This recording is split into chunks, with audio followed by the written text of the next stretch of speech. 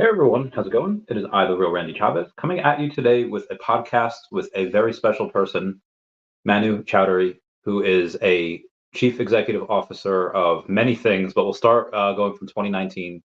Financial services consultant, pioneering solutions that bridge the gap between traditional finance and the dynamic realm of digital assets. I can't wait to get into that with him. He's CEO of DMA Link. It's a leading independent electronic trading venue for emerging markets and precious metals. Can't wait to get into that as well.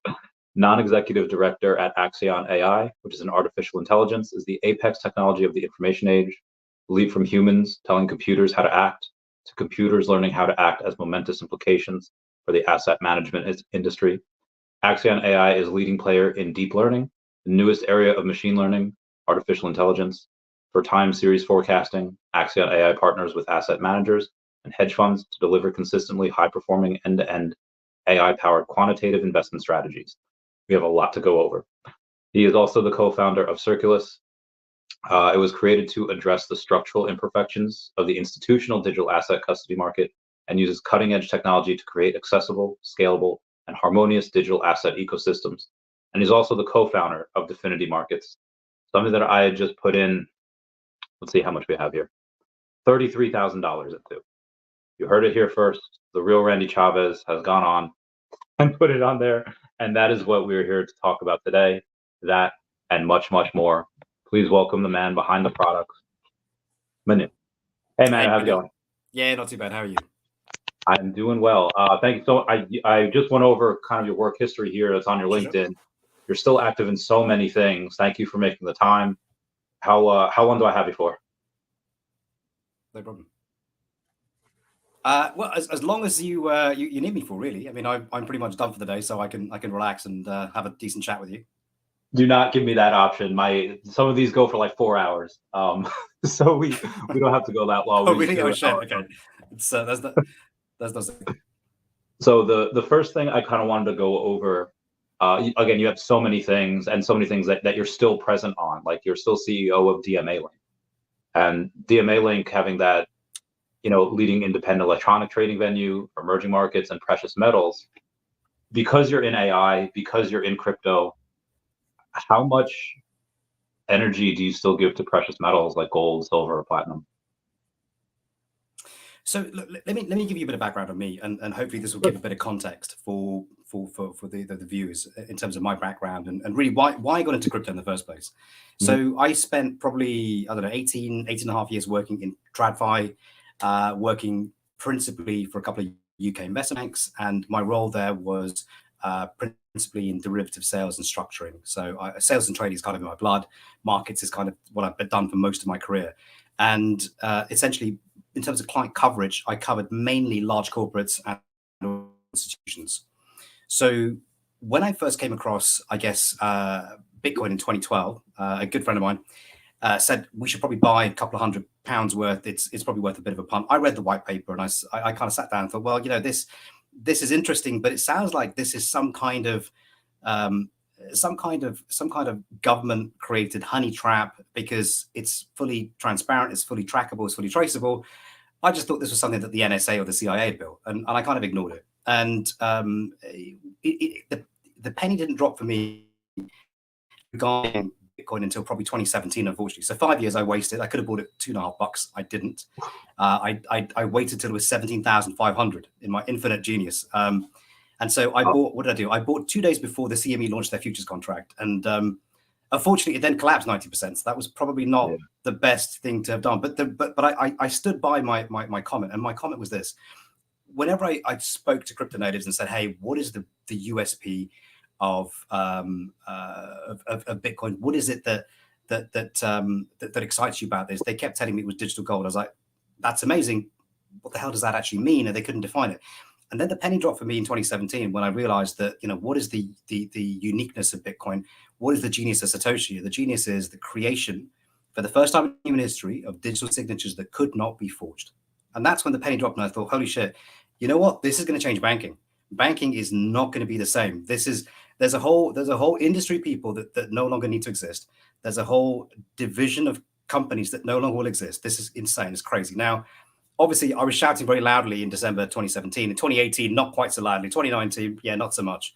But it kind of started something within me, and I thought, so okay, this is really interesting. I think there's something here, and I think this is going to change the way that finance works, change the way that people interact with each other, and that's really when I basically started trying to find ways I could really try and capitalize on this. So, if I'm being entirely honest, I'm sure the founders of DMA will be listening to this, but if I'm being very truthful, my ulterior motive for joining DMA was because I saw their clients were banks and hedge funds. I knew a lot of people at hedge funds. A lot of my friends were hedge funds, and they were all saying, "Hey, if only we could buy Bitcoin by some kind of institutional venue like you guys." And I was like, "Okay, interesting." So my ulterior motive for joining DMA was really so I could somehow start selling crypto to Insti clients. That was my goal.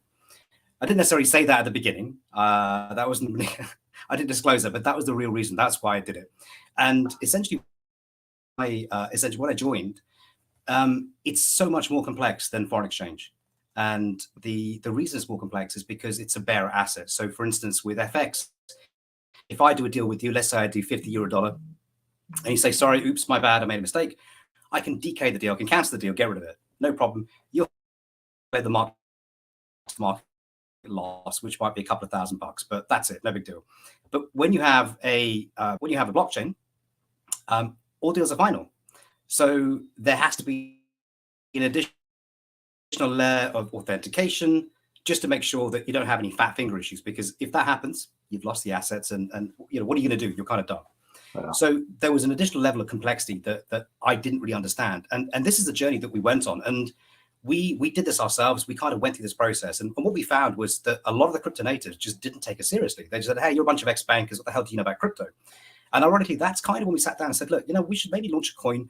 Let's see how this whole thing works. Let's try and get let's try and understand how to manage liquidity, how to build bridges. Let's try and understand how all this technology works, and that way we can be more credible with the crypto natives." And that's exactly what we did. We launched the DeFinity token, the DFX token, and essentially we kind of went on from there. And one of the and again, look, we've had a couple of issues or hiccups along the way, and our initial vision for the business was to set up a DEX, hence the name of DeFinity, and then my good friend Gary Gensler became chairman of the SEC and said pretty blatantly that if anyone who is an institution who trades on a DEX, you're going to go to jail. So I was like, okay, we need to maybe pivot this and see what happens. Yeah. And again, one of the issues I had was sometimes once the crypto bug bites you, you become a bit of an evangelist, and sometimes you lose sight of reality. So I was obsessed about creating an on-chain execution venue and essentially an on-chain matching engine. And then I looked at my legacy technology, and my legacy technology was able to do it in about 370 microseconds. And even using a very fast blockchain, we could do it in about 500 milliseconds. So it was about 1,000 times faster. So that's what I thought, okay, let me think about this logically. That. What can we do what's missing in digital assets that we have in TradFi? And what I noticed or realized was that there was a real issue with the legal framework. So if, for instance, let's look at the scenario of let's say Genesis and Gemini. So Gemini have a whole bunch of assets they gave to Genesis. Genesis is in Chapter 11. Gemini are not going to see those assets again. They're gone. They're gone. They're finished. Now, if you look at, say, TradFi, you look at something like the repo market. What's watertight about it is documentation. So basically, if you're not familiar with the repo market, it's basically pawnbroking for banks. If you have bonds and you need cash, you give it to another counterparty, either a central bank or another bank, and they lend you cash. And if you don't pay the cash back, they keep your bonds. So in the same process, what happens is that if there's a mechanism of closeout, if things go horribly wrong, there's a way of getting the money back. That didn't really exist in crypto, and still doesn't really exist. So one of the biggest things that we've done is we've taken TradFi documentation, which is very robust, has been around for a long time, and we've adapted it for digital assets. So essentially the real USP, I guess, about our offering and what we have at DeFinity that means that we are very different to anyone else is we have a partnership with European investment banks. Just for the avoidance of doubt, it's not Deutsche, and it's not Credit Suisse, aka UBS. It's one with a pretty robust balance sheet, and is going to be around for a little while. That's the one big thing. And what it means is that essentially we've separated trade execution from custody. So if you look at My favorite example, FTX. Other than the fact that that was clearly a massive fraud, and there's criminals in every industry. What can you do? But I think structurally the problem was you had concentration risk. You had basically the centralization of custody of fiat, custody of crypto, and execution. So we've separated that. We're purely an execution venue where buyers and sellers meet anonymously. So we've kind of replicated the FX model we have for digital assets. And essentially what this allows us to do is mean that this bank is the custodian with a small c of either cash or cash equivalents. So again, we are one of the only platforms where we can accept government bonds. And the reason this is important is governments tend to pass legislation and laws to make fund managers buy their bonds. Obviously, why would they not do that, right? So there's a requirement for instance, pension funds in the UK, they have to, by law, buy UK government bonds. Exactly the same in the United States and in Germany and Japan. So they're the 4 jurisdictions. So US govies, UK, Germany, and Japan. If you've got some Greek sovereign debt, good luck with that. But essentially what that means is that there's a whole, and by the way, you can't take government bonds onto Coinbase. They can't take that as collateral. They're not allowed to. We can. So you put that in a rated institution, and essentially you can then trade digital assets with us within about 25, 30 milliseconds. Now, the reason this is important is because those institutions are not really allowed to sell those bonds, but they can use them to essentially trade with other counterparties. You broke up there. You said they can use them to what? That's sorry. I saying so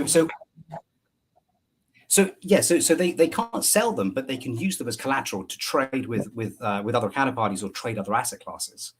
And so they borrow. And what we have done for the first time ever is we've allowed people to do this. Essentially, yeah, absolutely. Now you may or may not know this, but did you know that it was up until 1971, it was illegal to borrow against a government bond in the United States? I did not know that. That does seem very old school of them. Yeah. And the reason it changed was, well, the reason they did it was, of course, up until 1971, the US was on the gold standard. And then, of course, Nixon temporarily came off the gold standard. And here we are in 2024.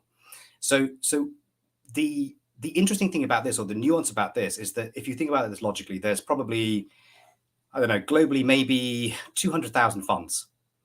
Now, obviously, that probably have somewhere in the region of maybe $300 trillion of assets, right? Now, obviously, I'm not talking about the Vanguards or the BlackRocks or the Fidelities. They are monsters that have, 10 trillion, 8 trillion, 6 trillion, respectively. They do whatever the hell they please. They are a bit of a law unto themselves. So forget those guys. I'm talking about the people that have maybe, I don't know, maybe $1 trillion down to 50 million. And there's probably, I would say, in the region of 10 or 15,000 funds. Now, all of those funds have what are called asset allocators. So the asset allocators dictate what they can do with their capital, how they invest it. And all these asset allocators are saying you need to have some diversification into Bitcoin. I mean, they believe crypto is Bitcoin, but anyway, that's a confusion in their understanding. However, they say you must make sure you place your assets with a rated institution. So either a rated by Moody's, S&P, or Fitch. Now, here's the thing. No crypto exchange has got a credit rating. Even EDX, which I thought was some kind of erectile dysfunction medicine that was created by, who was that? Fidelity and Citadel. Citadel, the good, wholesome hedge fund out of Chicago. Good bunch of guys, those guys. Even those guys, they have no credit rating. And when you look into the nuances of it, does it still have the same capital structure as Fidelity? No, it does not. It's a separate entity. It's a subsidiary. It doesn't have the same credit rating. Very different default risk. Now, the bank we partnered with has got a credit rating of AA-, which is pretty good. It's not AAA, but then who the hell is anymore? And it's got a balance sheet of $1.5 trillion. I probably need to stop talking because I'm making very obvious who this bank is. But what it means is that essentially this is a mechanism that ticks all the boxes for the fund managers to basically buy spot crypto via us. Now, you may think, hey, you've got spot crypto ETFs. Why do we need you guys? Valid question. And the reason that's a valid question is because as much as I love Cathie Woods, I'm a huge fan of ARK Investments. I've actually got it in my pension fund. I love what she does. But just because she's awesome. She's awesome. However, would I want to pay 35 to 50 basis points per annum just for the pleasure of having Cathie Woods and 21 shares? The guys, 21 shares, they're good guys. It's a lot of money. And I look at this and think it doesn't make a lot of sense to be spending that kind of capital every year just to have that exposure. So it's great because it legitimizes the asset class, because there's still this whole this whole issue about digital assets not being a legitimate asset class, and that's just. I mean, look, I felt the same way between 2012 and 2017. Being a banker, I thought, how dare these innovative tech upstarts create a new asset class? But that's what happened. I'm absolutely shocked that the penny hasn't dropped for most people, and it's just a matter of time when it does. And when it does, this is when we're going to see the real uptick in this particular market. I agree. I think you have right now the Fed in the U.S. Putting about 0.25% interest rates that they're cutting back. You're going to see about $1 trillion rip into the markets. I think that'll cause a market melt up. Then you have the Bitcoin ETFs people are going to take profits from, the Ethereum ETFs that'll be approved in May, whenever they start buying. I'm not sure, but we're in for like kind of the perfect storm. And when you go and you said that, hey, you're with investment bankers, and I feel like the normal person doesn't really have bonds. So are you kind of going after like the 1%, the ultra rich, or do you have like kind of two products, one for them and then one for everyone else? So look, we are So we are institution only. So our key market, or our key demographic, again, and this is just the background that we have, is covering institutions and corporates. So essentially, if you look at the banks that have come out publicly and said that they are working with us, again, we have about 16 banks, and we have probably another 20, the largest hedge funds in the world, whose name I can't disclose, but the ones I can disclose is we have a key strategic partnership with Commerzbank, which is the largest bank in Germany. We have one with Nomura, which is one of the largest banks in Japan. We have one with Agro, which is the second largest bank in Europe. Danske Bank, which is, I don't know where it is, but they're reasonably active as a trading house. So we have a lot of partnerships with a lot of banks. So our client base typically are banks, the tier 1 banks, tier 2 banks, tier 3 banks, regional banks, hedge funds, asset managers. We don't deal with individuals. We don't really deal with retail. The reason for that is, and obviously, look, by the way, there's a lot more money, a lot more margin. It's just not a market that we're comfortable with, because we've never done it. My bread and butter, the transaction, has been doing quite complex derivatives with fund managers. That's kind of how we used to kind of work at the banks that I work with. So again, we've replicated that, and we've said, look, why don't we stick to the market we know, and we'll basically play in that particular ecosystem. And I guess the reason I look at it like this is I'd rather have one client that trades $20 million a day with me than try and find 20,000 people that are going to trade $1,000 with me. It's a lot more. It's a lot more cost effective. It's a lot more, from our perspective, it's a lot better. Now, having said that, there's a really interesting spin-off on the back of our model, which is that if we can get the rails to work for institutions, then you could potentially plug in, let's say, a retail venue into our liquidity, and then you could then create another venue. That would not be us, because look, retail, again, I'll be honest with you, not my thing. I don't really understand that market very well. No. My market, my background is about wholesale, about getting liquidity to people and basically churning volume. When you go and the DeFinity Markets on Twitter had recently said that you have Near Protocol, which is now above a $5 billion market cap, that makes them eligible for institutional crypto trading on your platform. That's not the only threshold. What are the other thresholds that the cryptos have to meet in order to be on there? Okay, so essentially what we're looking for now, obviously, look, in terms of what we can and cannot do publicly, we've just been very, very careful in terms of the website. The website basically has ETH and Bitcoin, and it has USDT, USDC. Now, obviously, for your viewers, I'm sure they know that USDT runs on 14 layer 1s and USDC runs on 12. So obviously, by definition, we have to have those also. But typically what we look at is we look at typically the top 50 most liquid digital assets, excluding meme coins, of course. That, unfortunately, that's not for us. Yeah. Although, having said that, I think someone at BlackRock made a lot of money with a meme coin recently, but anyway, I forget the details. And then, sadly, as a libertarian, also this breaks my heart to say, but there's only so much you can fight with regulators. Sadly, no privacy coins, which I believe I believe privacy is a basic human right. The regulator disagrees with me, and I'm not going to fight regulators, so it is what it is, I guess. I was a big Ron Paul guy back in the day, libertarian for life, like a son. The reason I was asking is because, we have, from VV, you have the OMI token, most of my portfolio in, and that is It'll be launched as a utility token very soon, as soon as they get a lot of utility, and then it'll be launched as a metaverse token later this year when the VVverse comes out. And Sure. I just didn't know.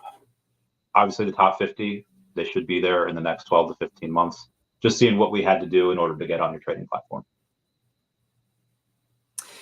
Yeah, I mean, so I think the key really is, and again, the reason there's a 5 billion market cap for this is really about liquidity and volatility. I think typically we've done the maths and we've kind of calculated the risk profile on this and said, look, realistically, if it's got a market cap greater than 5 billion, the probability of there being a huge asymmetric 6 standard deviation move is materially less than if it's, and you may wonder, where did the 5 come from? Well, it's not a number I calculated. It's some of the nerdy quants that we have that sit down and they love doing this kind of maths in their head. So we ran the numbers. The numbers kind of, that 5 billion seems to be the inflection point on this, and that's kind of what they've used as their metric. But I think realistically, I think we're going to see some big movements and big evolution in the crypto market, because this move we're seeing in terms of the institutional adoption, this is just the beginning. So we're speaking to probably half a dozen European banks. Again, this is not in the public domain, but we're speaking to half a dozen European banks that are essentially already trading crypto. They already have traders sat on the trading floor trading crypto. Again, why would they do this unless the intention is they're going to start doing this very aggressively over the next? And it may not be this year, maybe next year. I really don't know what the timeline is, because again, banks are not very forthcoming with what they're doing or how they're developing things. But what's happened is that I think there's been a light bulb moment. Initially, banks were looking at this thinking, okay, this is going to maybe eat our lunch. And actually what's happened is that the crypto natives have begun to realize, banks are not intermediaries. Banks create money, kind of need them in this ecosystem. And banks have realized, actually, you know what? They're not trying to eat our lunch. Actually, Bitcoin is another product with big, wide bid-offer spreads we can sell to our clients and make money. Actually, maybe we should get involved. And that's exactly what's happened. And I love Jamie Dimon. Jamie Dimon telling everyone, Bitcoin's terrible. Bitcoin's really bad. I know for a fact he has hired 1,000 engineers to run various blockchain-related projects. Now, what on earth is he doing with 1,000 devs? I know what he's doing. I know. I'm not sure I can disclose it, but it's obvious what he's doing. He's obviously basically out there shitting on Bitcoin and secretly buying up a lot of it. And I'm sure he's made a shit ton of money over the last couple of weeks. He was at Davos in Feb saying, it's a scam, it's bullshit, it's terrible. Now, I know for a fact he's doing the opposite. Yeah, you have like people that are like the champions, like Michael Saylor. They're really upfront about what they're doing, saying, hey, this is why you should buy Bitcoin. And then you have the other people like Elizabeth Warren or whoever else that are saying, oh, it's bad, it's horrible. I don't know which senator it was recently that they're like, oh, Bitcoin's a way to open up scammers and illegal whatever. And then he just got arrested for, you know exactly what I'm talking about. But you mentioned you had quants and people helping work on all these trading and doing math. With your work at Axion AI, do you ever worry, or do you ever tell the people like, hey, we're literally at the front of deep learning and investing, and quants might be made immaterial over the next couple of years, and you guys might have to get new jobs? No, because that's bad for business, so we can't really say that.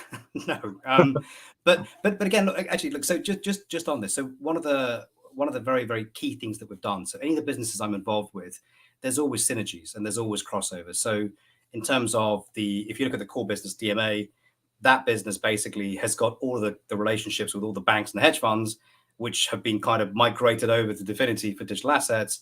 And then what I've done is I've basically managed to develop. Okay, that's not true. I managed to design the very, very smart chaps at Axion actually built and coded probably some of the best AI tech that exists in crypto. And one of the terrible things we've done is, or not terrible thing, one of the things we've done terribly is we've done a terrible job at marketing. I see all these projects that are talking about AI, and actually their AI is bullshit. It's automation. We're using really 5th generation deep learning. And look, let me tell you an interesting story. Right? So I first discovered deep learning probably in 2018. I invested into Axion and subsequently became a director as well as a shareholder. So I'm on the board of that business. And the reason I did that investment was I went to a presentation they did. And what they said was really radical. They were talking about, because I put my hand up and I just said, hey, listen, guys, I've been hearing this bullshit for years. AI is going to eat everything. And why has nothing happened? And they said, okay, very, very simplistically, Two reasons. One, processing power. And they started talking about Moore's law, which is that essentially the price of transistors will halve every 18 months, the processing power will double. Well, did you know that in 2012, that stopped? Because unfortunately, you need more than one atom between each transistor on a microchip. So in 2012, that Moore's law function, it stopped. And the very bright chaps at NVIDIA, now the highest valuation of any company in the history of humanity, decided to say, hey, why don't we take the GPU processors and use them for parallel processing, which is what they did.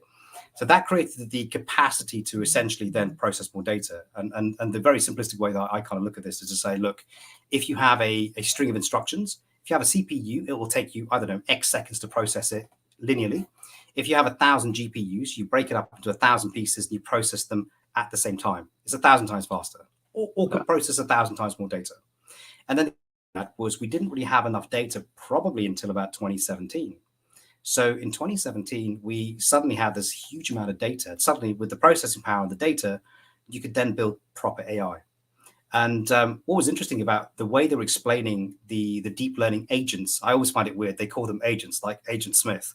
I don't know why that's the case, but they're called agents. These AI entities. I don't. Now, what's crazy about this is that they were explaining how the models work, and they were big fans of unsupervised learning. So you don't tell the AI what it's being trained for, and unstructured data. So you don't mess with the data, because if you start cutting the data, you introduce your own human biases into it. And so I put my hand up and said, hey, look, I don't really understand this. What do you mean you let the AI work out what it's being trained for? They said, yeah, the AI eventually works out what you're asking it to do without you telling it. And I was like, really? That's insane.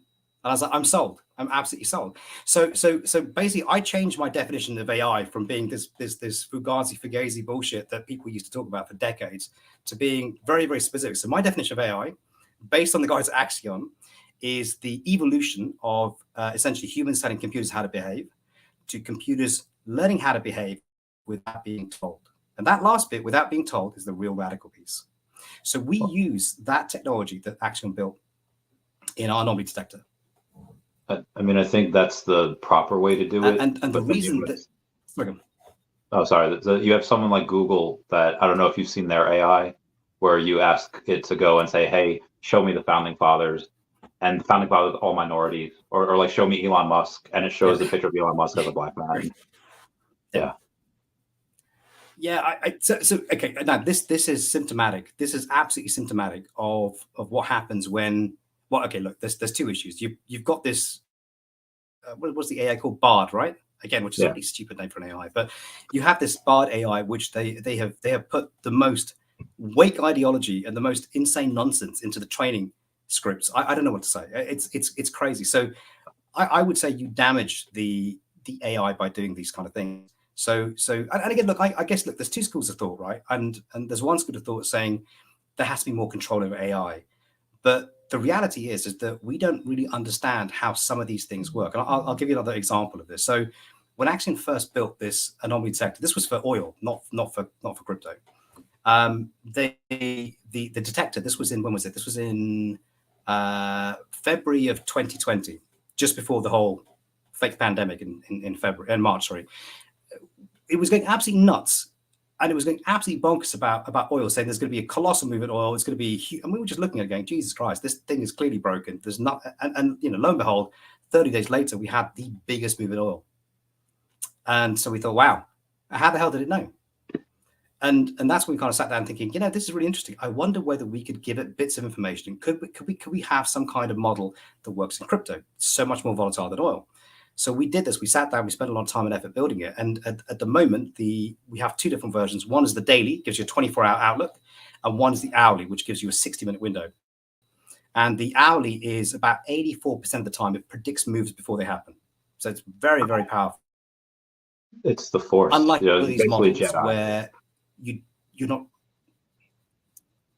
Well, I don't know about that. So, but it's okay. Let me explain it in very, very simplistic terms, because this I have to do, because I'm not a software engineer. When these guys sit down and explain the algorithms, I'm like, dude, I'm just a sales guy. Like my background is sales and trading, mate. It's not developing software. It's not running these algorithms. It's not a quant. That's not how I work. So I've had to build it in a very simplistic way. So I'm not a big fan of these black box models where no one knows how it works. So in our model, we've got 126 context vectors. So let's say the target vector is Bitcoin. we've got 126 additional vectors. So we look at things like the 10-year treasury, the spread between the 2-year and the 10-year, the dollar index, equity markets. So let's say the Nasdaq, S&P, Euro stocks, precious metals, so gold and silver, not copper. Copper makes it very, very bad. I don't know what the hell it is, but if you have copper in the mix, the predictions go from 84% to about 60%. It just destroys it. Don't know why. And so if let's say the score is, I don't know, for Bitcoin 90%. So what it says is that in the next 60 minutes, there's a 90% probability we'll see a large asymmetric move up or down. It's not directional. It's, either way. And it will give you a breakdown. If you want to have a breakdown, okay, how much of that is on chain? It will say 38%. How much of that is related to equities? It'll say 20%. How much is related to bonds? 4%. And it'll give you a specific breakdown of every single one of these things via the API feed. And the reason I did that was so that you could work out what is this move, what's coming, and how do I prepare? And the reason we built this anomaly detector was when we spoke to the banks, they said, look, if we have a bunch of people trading crypto, it's so damn volatile, our system can't measure the risk properly. Can you build us something? So we did. And the reason they wanted this was they wanted to cut limits of their funds or people trading before there was a big move and stop people getting wiped out. That was the logic behind it. And it's still being used. Well, I say being used, not that they're paying us for it, the damn thing, but it's still being used by a couple of large banks to measure risk. And again, if you are a portfolio manager, we've given this to a couple of PMs. They've been trading options at the back of it because it's actually more accurate at predicting spot realized volatility than the options market, which is very interesting. So we didn't. I'm not going to pretend we created this to make money. We didn't. We're not a hedge fund. This kind of happened accidentally. So it was a happy coincidence. So on the edge of DeFinity and the token, what are some of the utilities that you can go and talk about? Well, I think the biggest utility we have with the token is really the fact that you can access the anomaly detector. So if you basically hold tokens or stake tokens, then you can essentially get access to this for free. So rather than paying the $10,000 a month fee that the institutions, well, the banks don't, but the institutions that are not banks pay, you can basically have essentially access it just for essentially buying the token. So that's the biggest utility and the most powerful utility. And just to be clear on this, no one else in the entire world has access to this technology. It is ours. We've got exclusive distribution rights and a perpetual license from Axion to actually use this technology specifically in crypto. We'll also be launching an FX version probably later this year as well, at some point once we have a little bit more testing done. So that's the biggest utility. The other key utility with this, of course, is the fact that on our platform, any institution that's holding DFX tokens gets a discount on trading fees, which again is a decent benefit. And then obviously we have a mechanism of buying and burning as well. So again, our intention is as we scale the platform, as we build and develop this out, we'll come to reduce supply as well. So talk about those fees. How much fees do they normally have to pay, and how much DeFinity token do they have to have in order to not pay those fees? So it depends on the institution. So look, in being very transparent, realistically, banks, we've spoken to them, they will not hold the token. Banks just don't. I mean, they're scared to death of holding Bitcoin. So look, we're 5 years away from banks doing this. Hedge funds are less fussy, so they're happy to do it. We're just trying to do the maths, and we're trying to work out, obviously, the optimal level of doing this. And one of the conundrums we have, obviously, at the moment, it is a very, very low market cap token. And again, if a hedge fund comes along and says, okay, I want to hold $500,000 worth, that's quite a big position given the market cap. So I think we have to do, we have to do a couple of things. So look, one of the things we need to do is we need to get, I think, the market cap to a level that makes it a little bit easier for these institutions to come along and essentially hold the token. The second thing is we intend to list on a regulated centralized exchange that we currently have a partnership with. And essentially what that will do is that would then create a medium, because look, we're the best world in the world.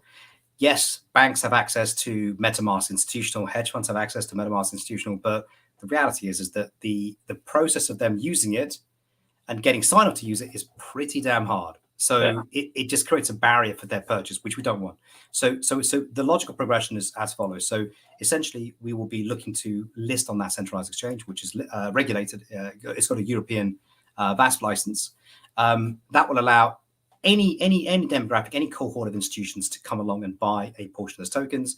In the interim, what we want to try and do is we want to try and raise awareness of the token, what we're doing with the project, to try and get the market cap up to a level where it's actually viable to then start having these institutions come in and then buy and hold these tranches.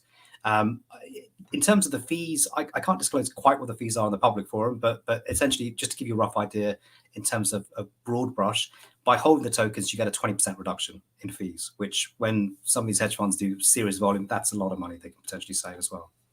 Wow. So yeah, so 20% on a lot is a lot. How many tokens do they have to hold in order to do that? So again, yeah. So again, look, we're kind of running through the maths because obviously it's a little bit like playing a 3D version of chess or even a 4D version of chess, because you've got to work out how much, what does the market cap need to be to make this viable. So if 3 hedge funds came in today to buy $500,000, that would be quite a volatile event for the token, which we don't really want. Don't get me wrong. We want to see a decent trend going from the lower left to the upper right, obviously, right? But we don't want to see these monstrous spikes, and it just puts people off, right? So we have to think about this logically. But intuitively, I think that number should probably be about somewhere between about $300,000, $500,000 per institution. And just to give you a bit of a flavor, so at the moment on our DMA platform, we have about 40 institutions that trade with us. We have onboarded probably about half a dozen institutions now with our beta test version, and we have another 22, 23 in our pipeline. So so it's not, probably by the end of the year we'll be up to about 40 institutions trading. So even if you go and you take let's say 20, and even if you go and say 100,000, that's just an extra 2 million, but that's about 40% of the market cap right now. Yes. If all of them were to go and do just 100,000, the market cap goes insane. Is there any timeline on that centralized exchange? On what, like Q2, Q3? There is. So essentially, at the moment, the DeFinity platform is regulated with our license from the Mauritius Financial Services Commission. So we have a VASP license and a custody license. We've applied for a license in Jersey, and the reason we chose Jersey is because it's a jurisdiction that, and everyone says, "Oh, New Jersey." It's like, no. Jersey, the island in the Channel Islands between France and the UK. The reason we chose Jersey is because it's a huge offshore financial hub. It's way less contentious than some of the other jurisdictions like BVI or Cayman, who have both been grey listed, or Gibraltar, which has also been grey listed, or Dubai, which has also been grey listed by the Financial Action Task Force. So it's a decent jurisdiction, and it's a very credible one. And actually, the demographic they have there, they have a lot of fund managers, which is great because that's kind of our demographic of clients. And the regulators really understand the opportunity with digital assets. They kind of understand our business model. They understand kind of what we're trying to do, what we're trying to build, and how we've done it. So they like the fact we've taken legal framework of TradFi and with a digital wrapper to enable the Can I even use that bloody word, transitioning? I'm going to use it anyway. I don't know. I'm probably getting into trouble. But transitioning people from TradFi to digital. I understand. And you can, if you can't talk about, I know you can't talk about an exact date, but the timeline is like Q2 doable, or is like, hey, we have to wait for these things in Q3? So the logical progression, the first thing we need to do is we need to get the license from the Jersey regulator, which again, I'm pretty sure we should get. It's really just about timing and resource on their part. And again, one of the things I've learned is probably best you don't harass regulators too much. That doesn't really end well. So it's a difficult thing where you're very keen. We're very incentivized to do this, but you can't push too hard because it tends to then open a whole can of worms. So I think that will happen probably at some point in the next couple of weeks. Once that's done, I think we then need to bed down the business model and then really demonstrate that it works, make sure the regulator's happy. As long as they're happy, we can then go to the next phase, which is then listing on the centralized exchange. So I would say it would probably be at some point in Q2, worst case Q3. But again, between now and then, I think what we need to try and work and do is really try and raise the awareness of what we are doing in our project. And again, look, we are world first in terms of what we have. Nobody has the model that we have. We have cutting edge technology on the AI perspective. And again, we've done a terrible job at marketing this, but we genuinely have some of the best technology that exists at the moment. So I think those things combined, and the fact that we're doing innovative stuff in other markets. So we are looking at various industries where there's issues or problems and trying to remedy them. So one of the other things we're looking to do is, and again, back to the example I gave of repo, we've come up with an idea that allows, for instance, pension funds to lend money to crypto natives in a safe mechanism. Again, same thing we did before, taking the legal framework of TradFi with a digital wrapper. And what this will allow us to do is fix the issues of crypto lending and borrowing, which we think is going to be huge.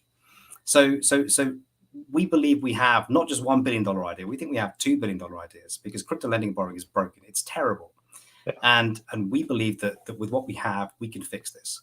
And look, it's not going to happen overnight. You know, we've been working on this project for a long time, and it takes forever to get people involved. But all I can say is the fact that if you go to a normal pension fund anywhere in the world and ask them, you know, will you invest in crypto? Their response will be no, never in a million years.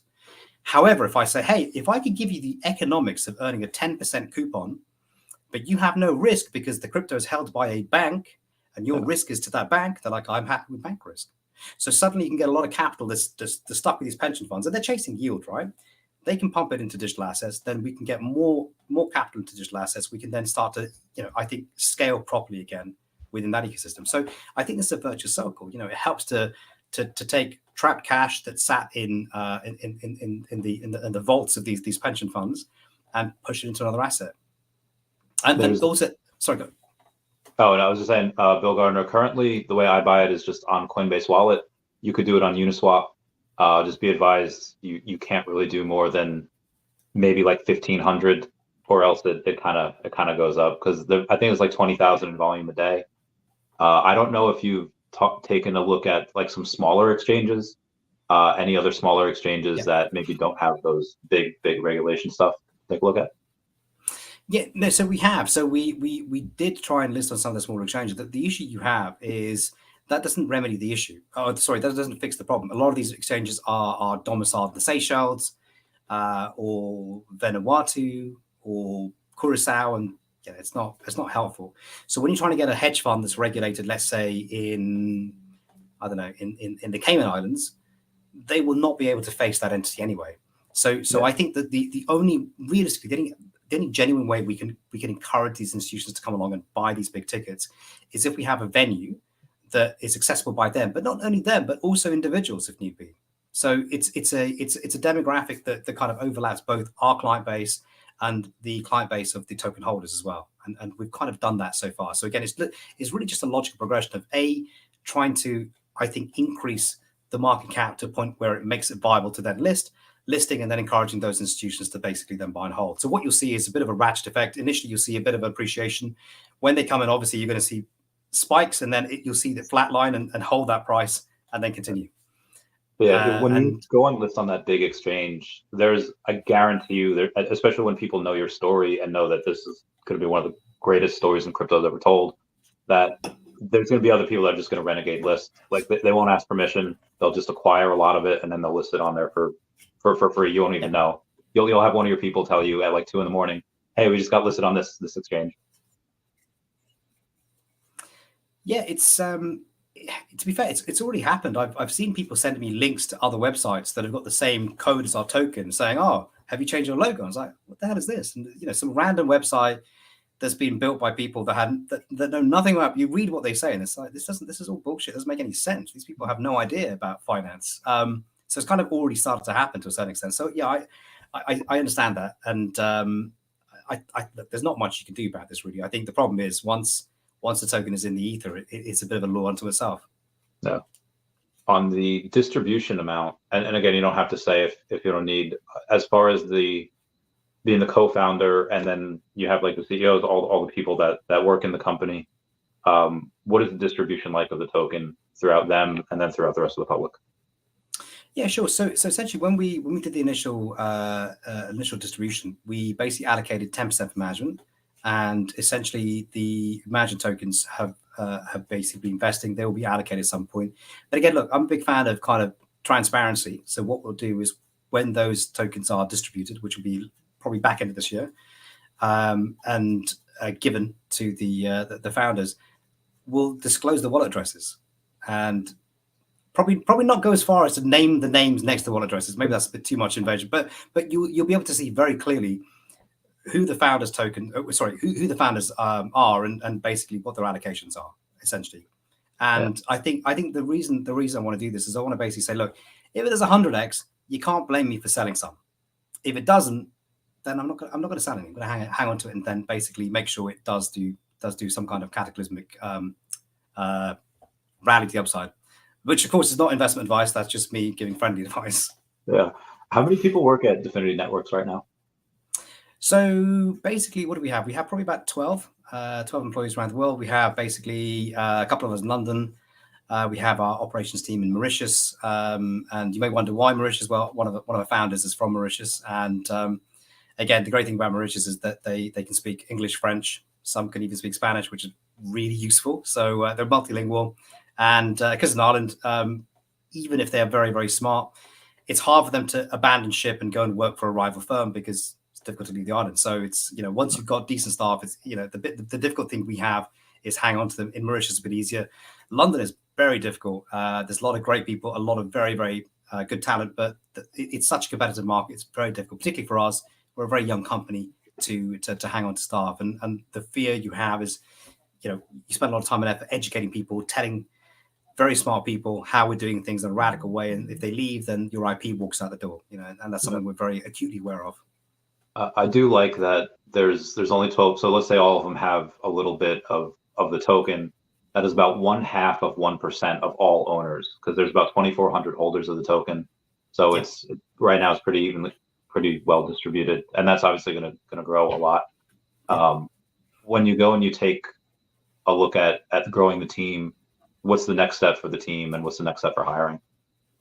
Yeah, so look, I think this is really a function of where we decide to focus our attention from a jurisdiction perspective. And again, one of the things I've been very frustrated by is, again, look, I live in London, and I spent my entire career working in London. I think it's a great financial center, and there's a lot of great people here. But what I've noticed is that there's a real reluctance, I think, from the regulator here to adopt digital assets. So look, Rishi Sunak, our Prime Minister, loves crypto. The Treasury love crypto, but the Bank of England, Andrew Bailey, who is an idiot, unfortunately, he's paid £700,000. So what's that? $850,000 a year, which, by the way, is 4 times more than Jerome Powell, chairman of the Federal Reserve, which I find odd. This guy is a moron. I have no idea how he got this job, but the guy's utterly clueless, utterly clueless. And I'll give you, for instance, when he became the governor of the Bank of England, he had a position of government bonds that was in the money. So he had a profit of £124 billion. He then spent the next 24 months hiking, 14 consecutive rate hikes. Now, typically what happens is when you basically hike interest rates, the price of a bond falls. He then turned that profit into a £150 billion loss. He then had to call up the Treasury and ask them for a what was it? I think it was like 20 or 30 billion pound bailout. And when he was asked, well, surely you must understand that when you hike interest rates, the value of your bonds would decrease. He said, I wasn't aware of this. It's like, then why are you in this job? Oh my why God. do you have this role if you're clearly a moron? So unfortunately, when you have people like this, and I've got to admit, I think, if you ever Google a picture of Andrew Bailey, he's one of these people that is so hideously ugly that I first thought this guy must reproduce by dividing in 2. Mitosis. I don't think I'm going to be invited to the Bank of England. I think so, yeah. So yeah, the Bank of England, I'm not a huge fan of. The Banque de France, the French central bank, I love those guys. They are brilliant. Very smart chaps. So you're telling me this guy is not the hottest piece of ass that you've ever seen? No, he's not. I think we need better looking bankers. I think bring back Mark Carney. Yeah, get that bread. I mean, you even have that with Gary Gensler, SEC over here, losing every single case that they try to investigate, and they go in, and I think it's really more of a political move. Hey, I'll do this for you, Mommy Elizabeth Warren, and then if you become president, I'll get a seat on your cabinet somewhere. I feel like a lot of it is just really done. Hey, I'll check off this part on my career so I can go to the next part. But yeah. Look, I mean, I was astonished. I was a big fan of Gensler, and when people used to ask me a couple of years ago, hey, if I want to learn about crypto, what should I do? I said, hey, there's this guy called Gary Gensler. He's an ex-Goldman partner. The guy's a genius. Watch his MIT lectures. They're brilliant.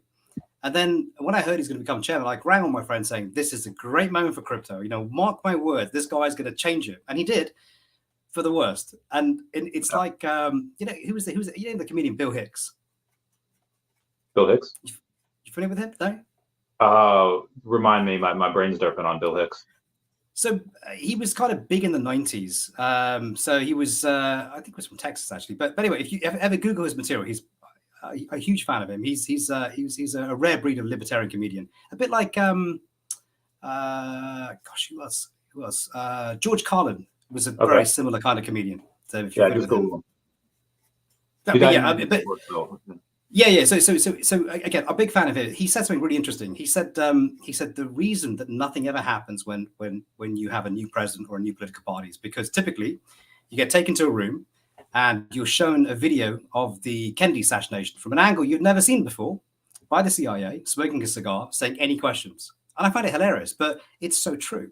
So when these people get into political office, they're told this is how you have to behave. This is what you have to do. This is the party line. You got to toe it. Otherwise, you ain't got a job. And that's what happened to Gensler. Gensler went in there. He knows everything there is to know about crypto. The guy's a very smart guy. Arguably, probably the smartest guy in the Biden administration, although that's not saying very much, is it really? That agenda is essentially pushing a narrative that says, sorry, I was going to say, yeah, but the issue you have is the Biden administration has got this agenda. They dislike digital assets. They dislike Bitcoin, and they're just pushing the narrative. That's their objective here. So, rightfully or wrongfully, he's doing this because he's been told to. And from what I hear, I believe he's going to be resigning this year because I believe he's been given another role. I mean, well, if you take a look at a bunch of even like the left wing polls that have been done, like, hey, will you still vote for Biden in the next election? It was yes, and then they asked like mostly like 80-something% yes. Obviously asking just Democrats, and then they asked another follow-up question. They mentioned that I don't know if a lot of people know about that. Hey, Biden just got excused from taking like a mental competency test. Like he doesn't have to take it. Are you still comfortable with voting for Biden? And like 68% still said yes. So it seems that the people on the left are okay with this like shadow government going in and working for Biden. Like it's like they don't care that he's not competent enough to be president. They don't care that he's not really going to be running things. They're okay with it as long as the people around him are kind of fit their mold. So I feel like a lot of logic is kind of going out the window here. Yeah. So look, I think you have a problem. So I have a lot of relatives in the States, and again, they're my family, so I love them very dearly. But it's kind of strange. They are so polarized. It's incredible, and they are diehard Democrats. And if you dare to say anything that criticizes the Democrats, they will absolutely destroy you. And I look at this and go, look, I'm a libertarian. Okay, so in fact, maybe I could even be an anarchist. Maybe an anarchist. I don't really like governments, right? I don't like being told what to do, which is maybe why I'm an entrepreneur, right? Rather than working for someone else. And I look at this and think, okay, basically the political left do a lot of stuff they shouldn't do. The political right do exactly the same shit. They do a lot of stuff they shouldn't do. So I think rather than taking this view of partisan politics, the left, if you're on that side of the fence, can do no wrong. You got to look at through the lens to say, okay, look, does this person's or does this party's action damage or benefit the people of this country? And if it benefits the people of this country, I don't care what side of the equation they're on. If it damages the people of this country, this is treasonous and they need to be taken care of by getting rid of them at the next election. But because they're so polarized and because they hate, it's like, they hate Trump. And I say to them, look, I'm not a huge fan of Trump, but I've got to be honest. This guy is a deal doer. If he was president today, he would pick up the phone to Zelensky and say, listen, Zelensky, you got to stop this shit. Putin, what are you going to pay me? What are you going to pay me to stop me giving weapons to Zelensky? And Putin would say, well, I'll give you a discount on oil. The war would end tomorrow. Yeah. And so the killing we've seen of 500,000 poor Ukrainians have been killed on this battle to do what? What have they achieved? Absolutely nothing. That would end tomorrow.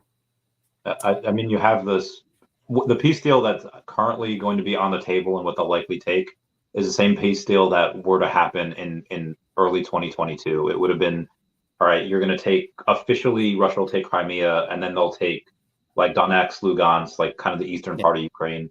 And that all of this 2-year bear market that messed up crypto and the hyperinflation, UK being in recession, like this didn't need to happen. Now, obviously for the first like 3 or 6 months, the US would be like, okay, cool, we get to spend a little bit of money and Russia's military is being obliterated. Fine. But then so I get that, but this has gone on for way too long, and yeah, hopefully in the next 10 months when somebody else takes office, that going and that stops. I thought we'd talk about that all day. Yeah, look, I think the problem you have is no, I think you're right though. I think the problem you have is that when governments fight, and that's what this is, innocent people die, and I think that's a real issue. That's a real problem. Well, bringing that back to DeFinity and growth and money. Currently, what is the revenue rate for DeFinity Networks, and how do you expect that to grow over the next 6 months with the addition of an exchange and the huge influx of capital that you're going to get? Yeah, sure. Look, I can probably share with you high level in terms of the revenue numbers we did. So for kind of FYE 2023, we did just over about £1 million. So what's that? About $1.27 million. We'll probably be looking to do about a 500% increase this year, and then another 500% increase next year. So that's not bad level growth, right? So I think the trajectory is very good. The outlook I think is very positive, and my biggest frustration is that we have some great partnerships, and for instance this European Investment Bank. I'm not allowed to disclose who it is. If I could tell people who this was, this would be a game changer for us, for our business, for everything. It'll be, but I'm not allowed to. We've got a partnership with a very large New York Stock Exchange listed financial services company in the States. I've been waiting for weeks to get the green light for me to tell people who they are, but they're not giving me the green light. And this is the thing. Oh, so that's close. Like you will be able to tell people like next month or something. Yeah, I mean, well, I don't know. I was hoping I could do it in the last week, but they have large organizations. They kind of run it by their legal, they run it by the compliance, and they, I don't understand what the issue is. But I think what's challenging is that crypto has got this terrible brand awareness and brand marketing. Everyone thinks crypto equals press negativity, scrutiny from regulators. They just don't want to talk about it. Now they're all doing stuff. They're happy with us. They're happy signing partnership agreements with us. The challenge I have is then getting these same firms to say, "Hey, can we do a press release?" Oh, okay. They take then 6 months, 12 months, and this is the thing that's frustrating. So if I could quicken the pace, this would be radical. There's another thing we're working on as well in the gaming sector, which I think is going to be huge. So I think this is, and again, so imagine this. Imagine you're a high roller, right? And you turn up at a casino, let's say in London, and all you have is Bitcoin. It's 4 a.m. Where are you going to get your money from? Imagine if there's a way where you could turn that Bitcoin into a credit line at that casino, so you could play whatever the hell game you wanted to play. Yeah, I don't know. We do Let It Ride. Let It Ride's really fun. So look, we're working on something where actually we will enable this entire thing to happen. So we think so. Look, one of the big things we're doing is we're trying to innovate. We're trying to basically do radical things. And the biggest frustration I have is that when we think about these ideas, we pitch these ideas, the response we get is, "This is amazing," and then we try and tell the world, and people say, "No, we've got to keep this a massive secret." It's like, well, this is crazy. How are we supposed to market this? How are we supposed to build this franchise, build this business, and make money if we don't tell anyone?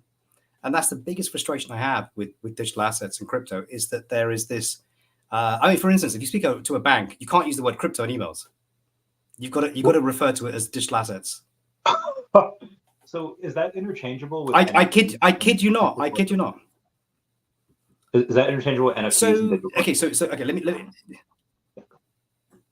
Not really. No, not.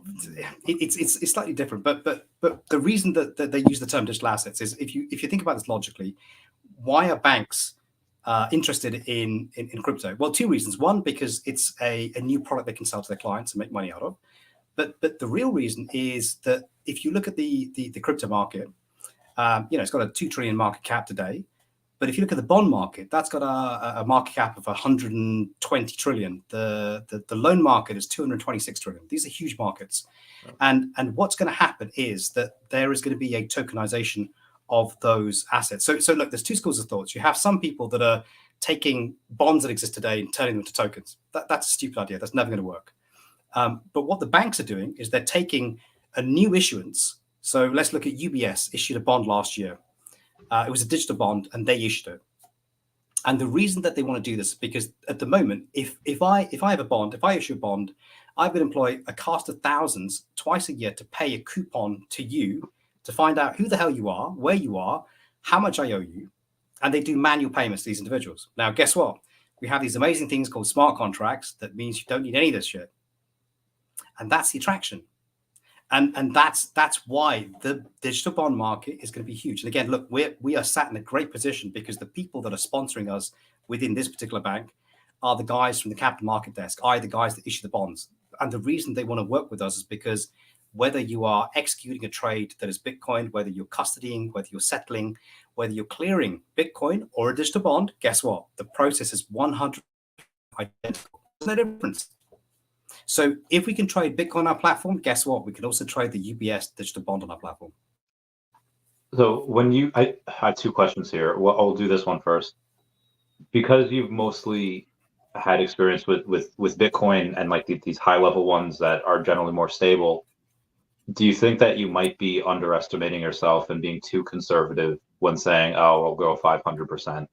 You think that the token and the revenues might not grow 500%, but maybe like 200x?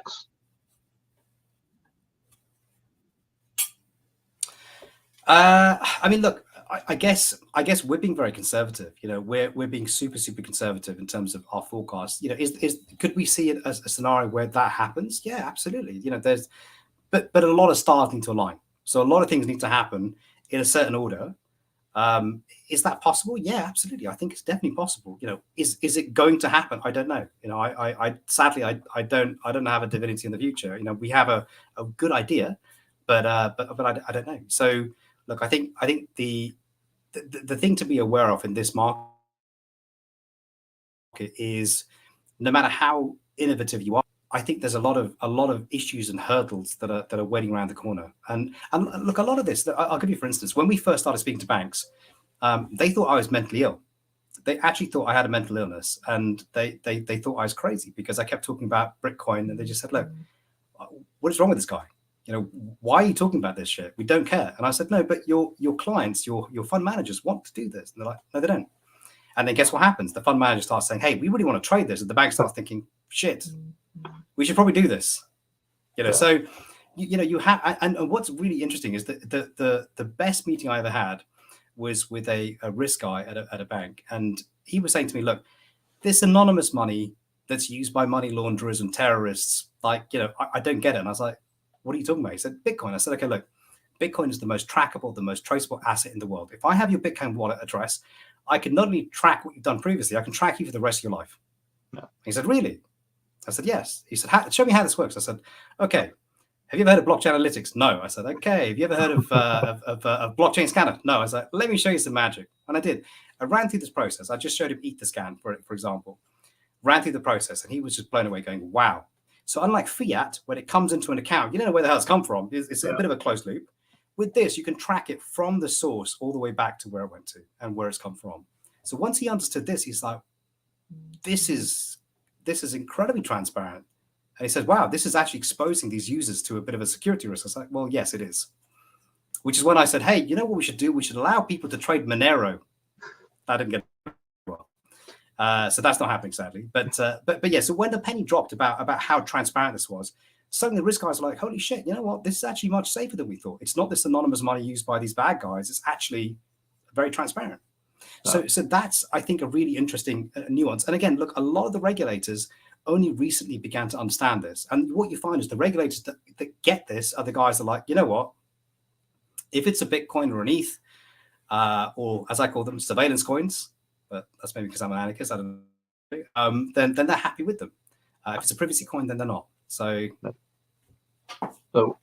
a way to help judge or to help confirm, I think, how far ahead you are is saying, who do you honestly think your biggest competition is, and how far away are you guys in years or months of being able to launch something?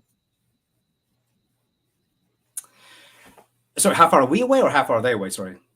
Well, how far are you, if you know your competition intimately, if you have competition or serious ones, how far behind Of course, yeah, we do. Are they in the process of this? Okay, so we have a lot of competition, right? So obviously, there's a lot of very large funds that have a lot of money and a lot of very smart people that are looking to build similar infrastructure to ours.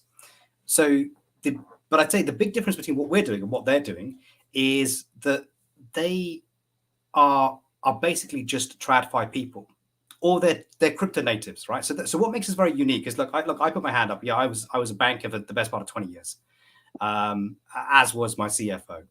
The other founders basically they spent their time electronic trading, working for people like Nasdaq. So again, equities and FX. So that's kind of our background, right? So we have an understanding of that market, the traditional finance market. But because we went through this process of creating our own token, of launching our own token, about going through the entire process of understanding, getting our head around how does this work from a ground up perspective, we have a little bit of knowledge and experience, understanding that other people just do not have. And because we basically went to through the process and through the expense of building essentially an on-chain matching engine, and then realizing it's 1,000 times slower than our legacy tech, there's a lot of things that we understood and understand now better than our rivals do. So I'll give you, for instance, right? There's a lot of firms out there that are doing super, super fast matching of buys and sells. Great. But they can't do fiat on and off. And I think, okay, if I'm a fund manager, I've never bought Bitcoin. I have dollars.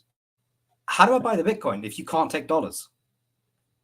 And this is a stupid business model. And there are so many firms that have this business model because they've looked at it and go, oh, yeah, we'll do digital, we'll do super fast. Great. How do I buy it if I don't have fiat? So these are the kind of mistakes a lot of these firms are making. Now, it's not for me. I'm not going to go through the full list just in case our rival firms watches this and go, oh, okay, we can learn something. But what I've noticed is that there's elements of every single one of these business models where they've focused on one thing and they've made it beautiful. They fixed it and it's working really well. Whereas what we did was we looked at it from a first principles and said, okay, what's wrong with trading crypto? Okay, number one, basically, it's difficult to trade if you're an institution. Let's create an ecosystem whereby they can use their existing bank to trade with us, and their risk is not ours, their risk is the bank. So we then remove credit risk completely. Great. Okay. What's the next issue? Okay. It's quite hard to do fiat on and off. Okay, fantastic. We've got 16 banks providing us liquidity in FX. Why the hell don't we connect to all those banks? Okay. Problem two solved.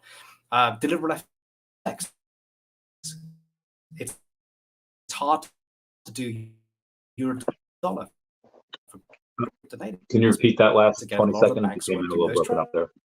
Things that we try to really remedy and to try and fix by trying to look at it from a first principles perspective and saying, look, what is wrong with the market? How do we fix it? And what we didn't do was to say, we're going to build the best platform in the world, and we're going to hire McKinsey, or we're going to hire Oliver Wyman, and they're going to do this 8,000 page report, and we're going to get sign off from our investors and our board. We didn't do it like that. We just basically said, hey, there's problems with this market. How do we fix it? And that's, likewise with the crypto lending and borrowing. People were saying to me, hey, this market is a mess. What do we do? I said, I have no idea. Let's think about it. And we did. And we said, you know what? We probably can fix it. So I'd say that our approach to the entire market, to fixing issues, is radically different from our rivals. Our rivals will focus on one or two elements. They won't look at the bigger picture. And because they lack experience across both asset classes, they make a lot of mistakes. So a lot of the crypto natives, they went out there and said, we're gonna basically destroy the banks. And it's like, are you serious? You're gonna destroy the banks? Good luck with that. That's not gonna end very well, right? So, that's a really stupid idea. So we took the view to say, look, banks, love them or hate them. And I'll give you, for instance, right? So, okay. If you look at Lehman Brothers, okay, Lehman Brothers, for those people that lost money in Lehman Brothers, that were basically their bondholders, for instance, would you believe they got back about 75 cents on the dollar? I mean, now, it took 10 years. It took 10 years, but they got 75 cents on the dollar. Now, would you reckon the return will be for anyone who was unfortunate enough to have used FTX? I can guarantee you it's going to be zero. Don't get me wrong, banks do bad shit. I'm not saying they're good. They're not. They do some terrible things. But from a risk perspective, realistically, when the shit's the fan, you're more likely to get your money back with a bank than with someone like an FTX. And that you know, like it or not, that's the reality of the situation. So I think you got to work with banks. You got to partner with them, because this is a market. Look, foreign exchange is dominated by banks. Commodity trading is dominated by banks. Digital assets will be dominated by banks, and I can see a future where retail digital asset trading will be in a very small demographic of regulated exchanges, or it will be basically done by people like TD or Charles Schwab. You know, you can buy your equities, you can buy your Bitcoin. I think that's, you know, not today. This is going to take maybe a decade, but that's kind of where I see this going eventually. Yeah. So, sorry, that was a very long-winded answer to your question. But in terms of, you know, who are our rivals? We have lots and lots of rivals. A lot of people doing a lot of different things. I think the big difference between the way we are tackling these problems is that we're not just tackling one problem; we're tackling multiple problems.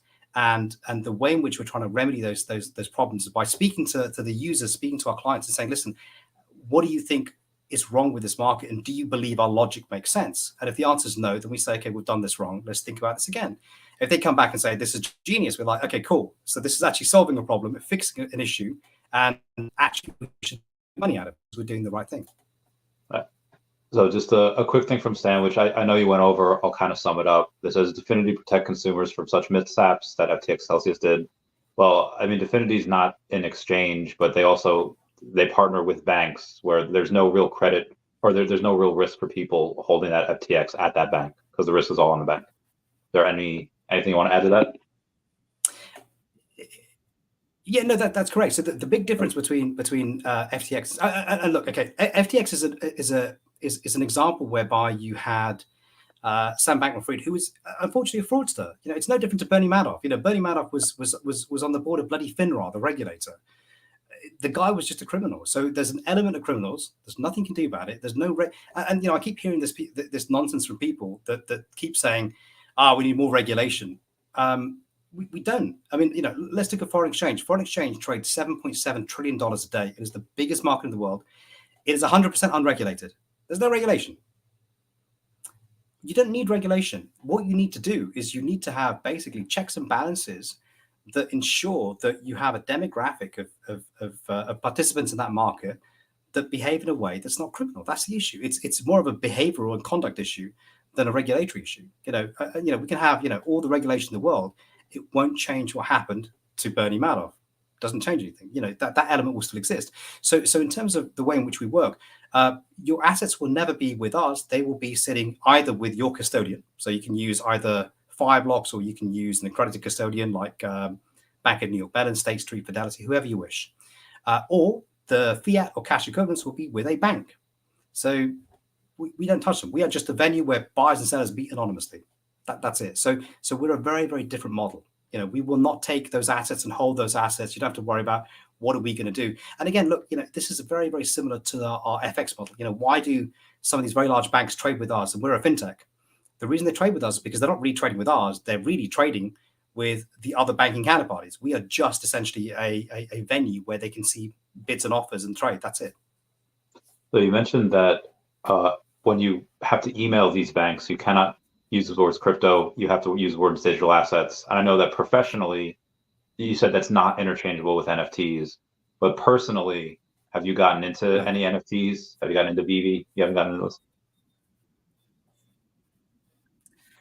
I have actually, yes. So I have, because I kind of was messing around with the NFTs, and I came up with an interesting concept. Okay, so let me run this by you. So if you look at a lot of people that are kind of going out there and they're tokenizing real world assets, and I kind of thought about this, and I thought, well, okay, but the thing is that if you're tokenizing, let's say, high end real estate, that's very different, I think, to tokenizing a portfolio of residential apartments across a certain geography. You know, let's say, you know, you've got Manhattan, something, I don't know, in say the Midwest. One is going to be an income generator. One is basically going to do very well, irrespective of what's happening, because typically what happens is when there's geopolitical chaos, what happens? You see people buy choice assets and prime assets, be that London, be that New York, wherever it is. So how do you access that? And I think that probably has to be via an NFT. So imagine you had an NFT of a prime piece of London real estate. let's say you had a Mayfair building or Mayfair apartment, you would probably do that by issuing something like probably an ERC 1155, basically, and you have fractional ownership of that NFT, and you could basically benefit because you have a specific asset. So I think the tokenization of real estate might be more NFT focused than other markets because you have this uniqueness to some of these properties. Yeah, I think we had someone on the 2 days ago, Mr. Henry Pagliuca. He's a real estate guy in New Jersey, and he goes in and he says, my job as a real estate like broker offer will be obsolete in the next 5 to 10 years because everything's going to be tokenized, everything's going to go, and you're just going to do it on the blockchain. You might still need like a real estate agent, the salesman will never die, but as far as everything else and all the book work, it's just going to be on the blockchain. It's like, oh wow. Is that similar where you guys are? I think he's probably right. I think. Yeah, look, I think so. I don't think it's going to happen that quickly. I think it's going to take a lot longer to happen than people think. We always have this issue where we always overestimate what's going to happen in the next 12 months and then massively underestimate what's going to happen in the next 5 years.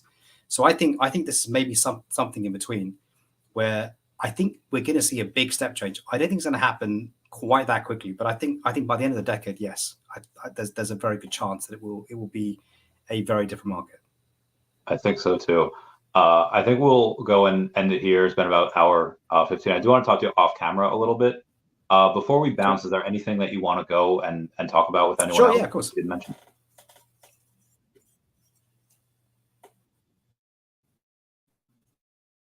Oh, I think I lost you there.